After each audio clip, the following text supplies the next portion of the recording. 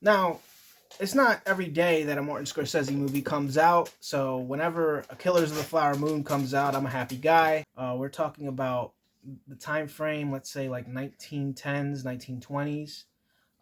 These murders in particular, they took a place at around 1918 to 1930s. Um, but the film focuses more on the relationship between three people, and that's the people played by Lily Gladstone, Leonardo DiCaprio, and Robert De Niro. And the film itself is called Killers of the Flower Moon. From what I know from reading the book, is that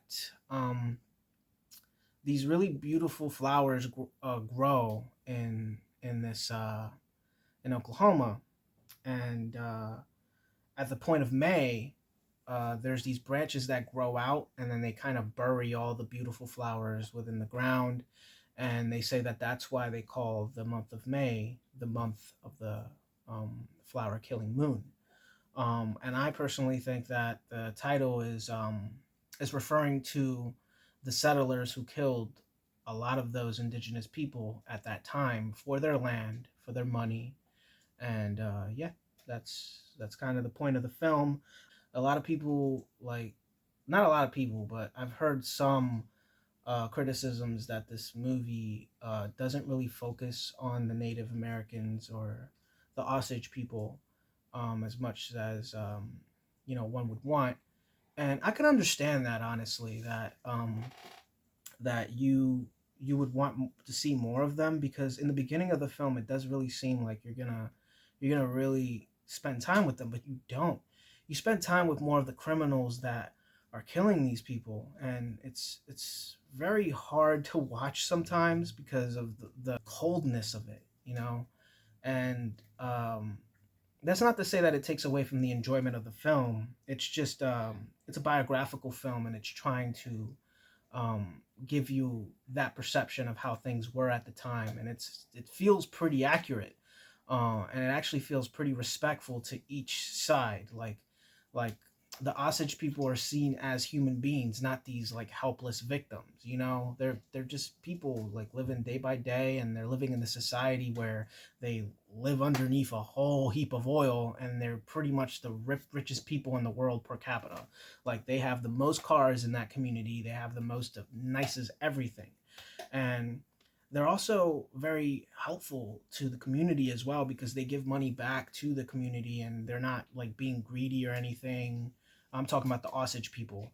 They're not being greedy or anything. They're actually using their money pretty in a pretty thoughtful way.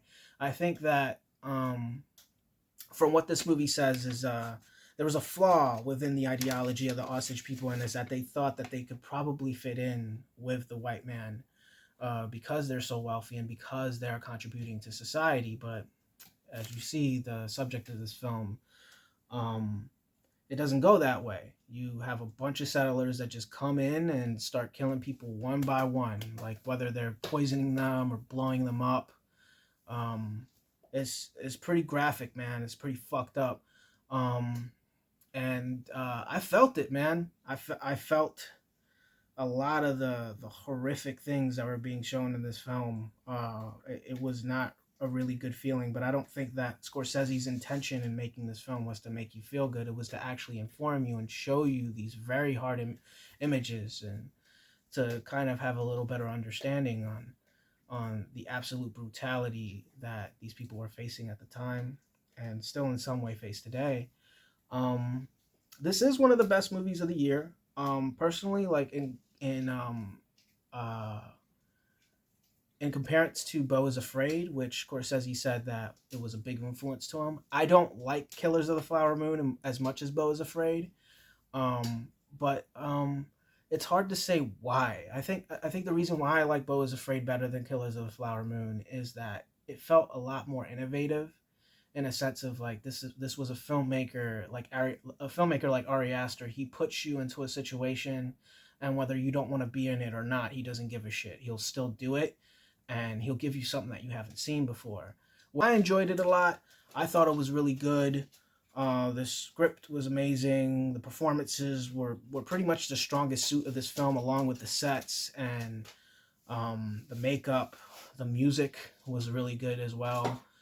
And yeah, that's all I gotta say, man. It's one of the best movies of the year, but it's not my favorite movie of the year. It's definitely not my favorite Martin Scorsese picture, but it is really impressive that he managed to make a 3.5 hour movie.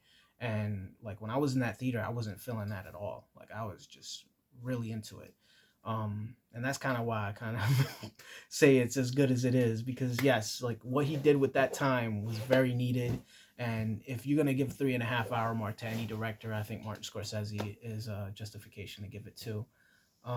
Yeah, really like this movie. I wish that I could say more about it, but I'm not saying anything new that hasn't been said. So let me know what you guys thought about the movie. Put the comments down below, all that stuff. I love you guys.